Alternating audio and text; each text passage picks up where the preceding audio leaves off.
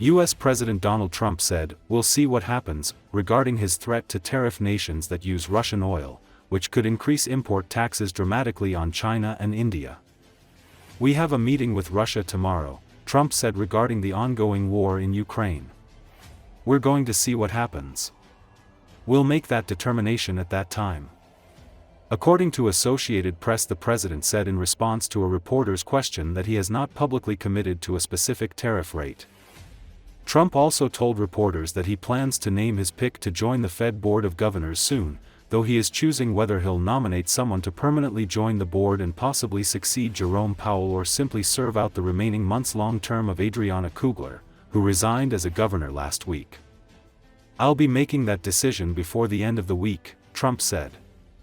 The president repeated that he has 4 candidates to succeed Powell, whose term as chair ends in May 2026. Trump has said Kevin Hassett, his White House economics aide, and Kevin Warsh, a former Fed governor, are 2 of his picks. He declined to name the 2 others. Trump also repeated the notion that he may send some of the incoming tariff funds to the American people.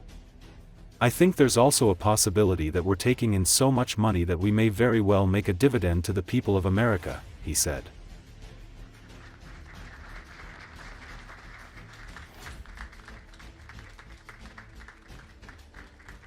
Thank you very much, everybody. It's a big day for a lot of reasons.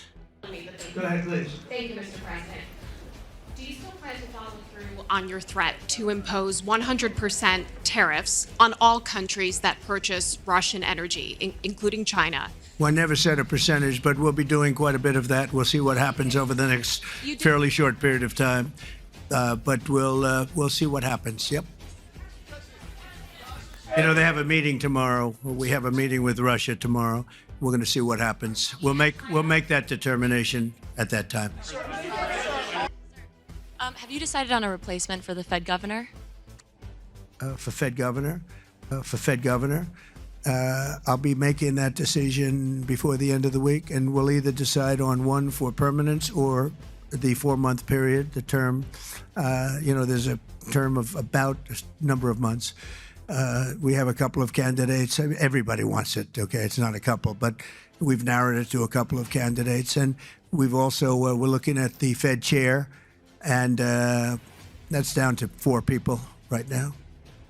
Very good.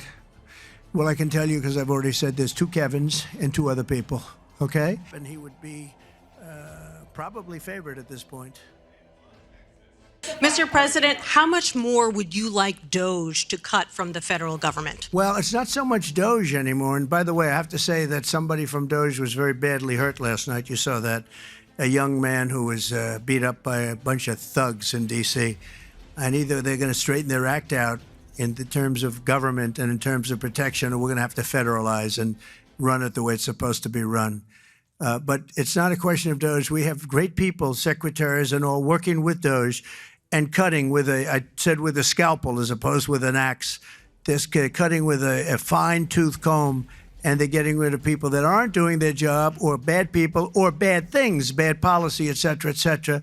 And I think we've been very successful in that. And there's more cutting to do, but there's also more getting. We want smart people in government. Our country is doing great. I think we are doing probably, maybe in many ways, better than we've ever done before. You know, we're taking in trillions, not billions, trillions and trillions of dollars from other countries who, for years, took advantage of us. They took advantage of the United States like we were children, and that's not happening anymore. Now they're paying a lot of money, and they're paying hundreds of billions of dollars. Individual countries paying hundreds of billions of dollars. You're seeing what everybody else is seeing. And we have a lot of things we can do. You know, one of the questions asked of me this morning is, are you going to make a dividend to the people? And the purpose of what I'm doing is primarily to pay down debt, which will happen in very large quantity. But I think there's also a possibility that we're taking in so much money that we may very well make a dividend to the people of America. Thank you all very much. Thank you. Thank you very much. Thank you. Thank you all very much. Thank you.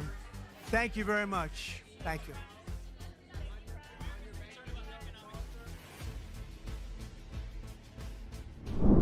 Hundreds of remote homes are being threatened by a massive wildfire burning through Los Padres National Forest in central California.